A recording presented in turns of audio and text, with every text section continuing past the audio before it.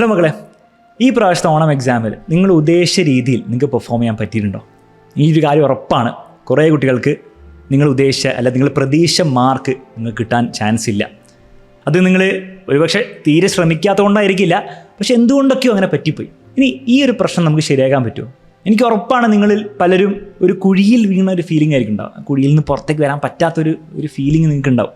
ഇങ്ങനെ ഉണ്ടെങ്കിൽ എഗ്രി എന്ന് പറഞ്ഞ കമൻറ്റ് ബോക്സിൽ കമൻറ്റ് ചെയ്യാം കേട്ടോ. ഇതൊന്ന് പുറത്ത് വരാൻ പറ്റുമോ? പുറത്ത് വരാൻ പറ്റുന്ന മാത്രമല്ല, പുറത്ത് വന്ന് നിങ്ങൾക്ക് പറക്കാൻ വരെ പറ്റും. ഇത് മനസ്സിലാക്കാൻ ഒരു ചെറിയൊരു കഥ പറഞ്ഞുതരാം. പണ്ട് തമിഴ്നാട്ടിൽ ഒരു പയ്യനുണ്ടായിരുന്നു. അപ്പോൾ പയ്യൻ്റെ വീട്ടിലൊന്നും വലിയ ഫിനാൻഷ്യൽ കണ്ടീഷനൊന്നും ഭയങ്കര ഇല്ലായിരുന്നു. പക്ഷേ പഠിക്കാൻ ഭയങ്കര ആഗ്രഹമായിരുന്നു ഈ പയ്യന്. അപ്പോൾ അതുകൊണ്ട് തന്നെ ഇവൻ എന്ത് ചെയ്യും, സ്കൂളിലെ ഫീസ് അടയ്ക്കാൻ വേണ്ടിയിട്ടും വീട്ടിലെ കുറച്ച് ചിലവിനൊക്കെ വേണ്ടിയിട്ട് സ്വന്തം എന്ത് ചെയ്യും, കുറച്ച് ചെറിയ പണികളൊക്കെ ചെയ്യും. പത്രം ഇടാനൊക്കെ പോവുക, അങ്ങനത്തെ കുറച്ച് പണികളൊക്കെ ചെയ്യുമായിരുന്നു. അങ്ങനെ സ്കൂളിലൊക്കെ മോശമില്ലാത്ത രീതിയിൽ പഠിച്ചു. പിന്നീട് ഭയങ്കര ആഗ്രഹമായിരുന്നു ചെറുപ്പം മുതൽ ഒരു ഫൈറ്റർ പൈലറ്റ് ആവണമെന്ന്. അപ്പോൾ അതിന് വേണ്ടിയിട്ടുള്ള പരീക്ഷയൊക്കെ അറ്റൻഡ് ചെയ്തു. പക്ഷേ 8 പേരെ അവരൊന്ന് സെലക്ട് ചെയ്യുള്ളായിരുന്നു. ഈ പയ്യൻ അന്ന് 9ാമത്തെ റാങ്കിലാണ് വന്നത്. അതുകൊണ്ട് ഫൈറ്റർ പൈലറ്റ് ആവാൻ പറ്റിയില്ല. അപ്പോൾ ആ ഡ്രീംസ് മുഴുവൻ ഷാറ്റേഡ് ആയിപ്പോയി. ഗിവപ്പ് ചെയ്തില്ല, കുറച്ചും കൂടി കഷ്ടപ്പെട്ടു. അങ്ങനെ ISROയിൽ കയറി, ഒരു ജൂനിയർ ലെവലിലൊക്കെ കയറിയത്. പിന്നെ അവിടെയും കുറേ വർക്ക് ചെയ്തു, സക്സസ്ഫുൾ ആയിരുന്നില്ല. കുറേ സാറ്റലൈറ്റ് മിഷൻസിലൊക്കെ വർക്ക് ചെയ്തു, പലതും ഫെയിലിയർ ആയിപ്പോയി. പക്ഷെ വീണ്ടും വർക്ക് ചെയ്തുകൊണ്ടിരുന്നു. ഈ ഉണ്ടാക്കിയ മിസ്റ്റേക്സിൽ നിന്നും ഫെയിലിയേഴ്സിൽ നിന്നും കുറേ കാര്യങ്ങൾ പഠിക്കാൻ വേണ്ടി ശ്രമിച്ചു. അങ്ങനെ പഠിച്ച് അവസാനം ഇദ്ദേഹം ലീഡ് ചെയ്ത ഒരു ടീമുണ്ടായിരുന്നു.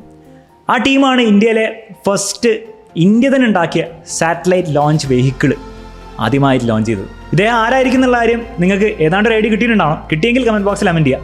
ഇനി കിട്ടിയില്ലെങ്കിൽ ഒരു ക്ലൂവും കൂടി പറഞ്ഞുതരാം. ഈ ISRO കഴിഞ്ഞിട്ട് ചെറിയൊരു അച്ചീവ്മെൻറ്റ് കൂടി ഇദ്ദേഹത്തിനുണ്ടായിരുന്നു. ഇന്ത്യയിലെ 11ാമത്തെ പ്രസിഡൻ്റായി തീർന്നു. ഇനി പലർക്കും ഇദ്ദേഹത്തിൻ്റെ സക്സസ് സ്റ്റോറിയാണ് അറിയാം. പ്രസിഡൻ്റായി, ISROയിൽ പരിപാടിയൊക്കെ ചെയ്തു.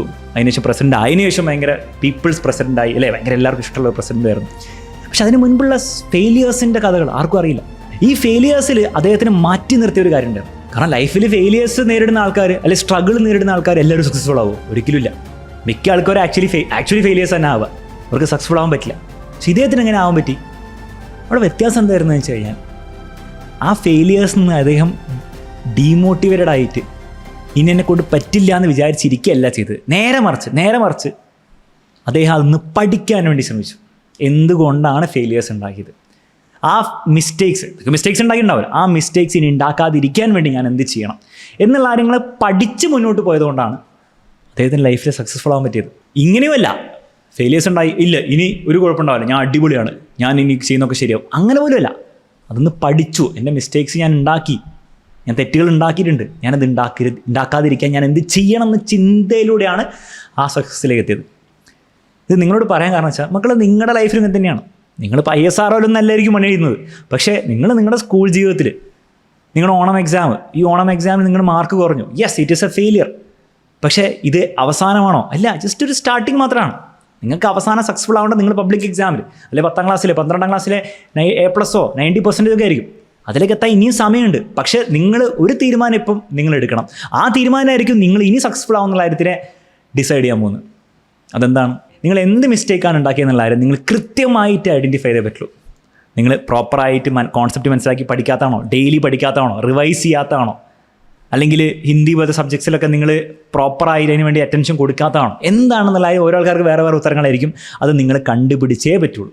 കണ്ടുപിടിക്കുക മാത്രമല്ല, ഇനി അങ്ങോട്ട് ആ മിസ്റ്റേക്ക് ഉണ്ടാക്കില്ല എന്ന് തീരുമാനിച്ച് മുന്നോട്ട് പോവുകയാണെങ്കിൽ, ഞാൻ നേരത്തെ പറഞ്ഞ പോലെ ഈ കുഴിയിൽ നിന്ന് ചാടുക മാത്രമല്ല, നിങ്ങൾക്ക് പറക്കാൻ പറ്റും. അങ്ങനെ നിങ്ങൾക്ക് പറക്കാൻ പറ്റട്ടെ എന്ന് ആശംസിച്ചുകൊണ്ട് ഈ വീഡിയോ എൻ്റെ ആണ്. നിങ്ങൾ ഈ വീഡിയോൻ്റെ അവസാനം ഒരൊറ്റ കാര്യം തീരുമാനിക്കേണ്ടുള്ളൂ. ഞാൻ ഈ പറഞ്ഞ പോലെ നിങ്ങൾ നിങ്ങളുടെ ആ ലൈഫിൽ ഇനിയെങ്കിലും ആ ഒരു മാറ്റം വരുത്താൻ റെഡിയാണോ? റെഡിയാണ് കമൻറ്റ് ബോക്സിൽ I am ready സാർ എന്ന് കമൻറ്റ് ചെയ്യുക. നിങ്ങൾ പറക്കും.